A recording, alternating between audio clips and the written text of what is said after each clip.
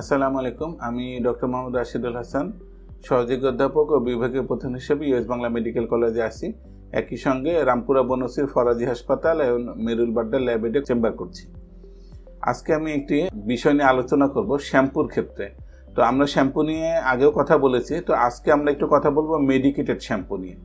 আসলে মাথা স্ক্যাল্পে বিভিন্ন ধরনের রোগ হয়ে থাকে, তো এইসব রোগের জন্য এক এক রোগের জন্য এক এক ধরনের মেডিকেটেড শ্যাম্পু ব্যবহার করা প্রয়োজন।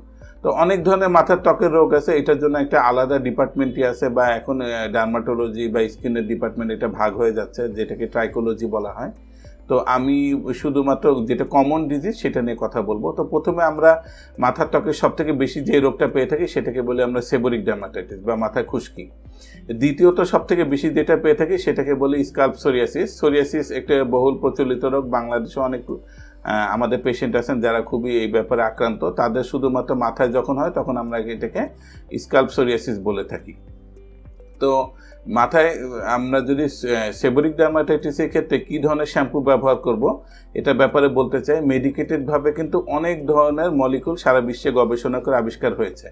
তো প্রথমে আমরা সবথেকে বহুল প্রচলিত মেডিকেটেড মলিকুলটা হচ্ছে কেটোকোনাজল। এটা একটা অ্যান্টিফাঙ্গাল গ্রুপ। এছাড়া সাইক্লোপাইরোক্সেলামাইন আছে, এছাড়া সেলেনিয়াম সালফাইড আছে, স্যালিসাইলিক অ্যাসিড আছে, জিঙ্ক পাইরিথিয়ন আছে, তারপরে বিভিন্ন ধরনের স্টেরয়েড আছে, কোল্টার আছে।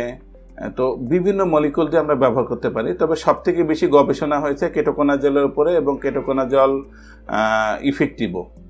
তো এটা আমরা ব্যবহার করতে পারি। খুশকি রোগীদের ক্ষেত্রে আমরা সাধারণত বলি সপ্তাহে 3 বার শ্যাম্পু দিতে, মেডিকেটেড শ্যাম্পু, সেটা একদিন পরপর দিবেন, এবং নর্মাল শ্যাম্পু আপনি এর মাঝখানে দিতে পারবেন।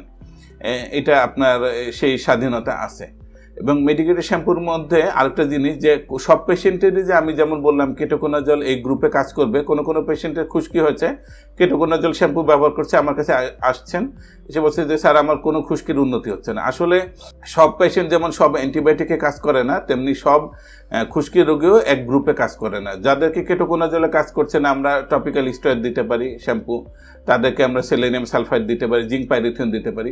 তবে আরেকটা মনে রাখার বিষয় হলো যে যদি কাজ না করে আমরা একটার উপরে স্থির বসে না থাকে, আমরা গ্রুপ চেঞ্জ করব, মলিকুল চেঞ্জ করব। যে মলিকুলে সে সুইটেবল থাকবে তো সেই মলিকুল সে কন্টিনিউ করতে পারবে।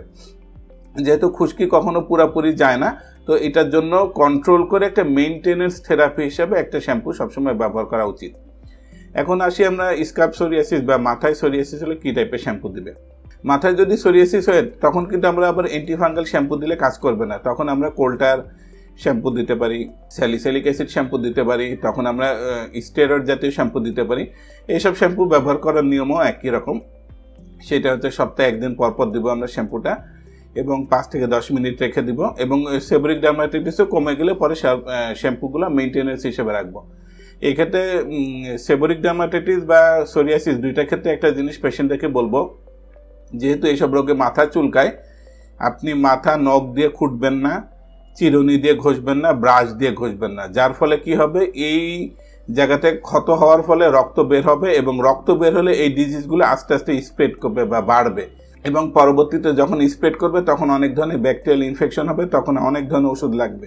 এই জন্য প্রথম আমার পরামর্শ হলো কোনো চুলকানো নিকটস্থ ডাক্তারের কাছে অতি তাড়াতাড়ি দেখা করবেন, এবং চুলকানো, ব্রাশিং করা, কম্বিং করা এসব থেকে যতটা সম্ভব অ্যাভয়েড করার চেষ্টা করবেন। ধন্যবাদ।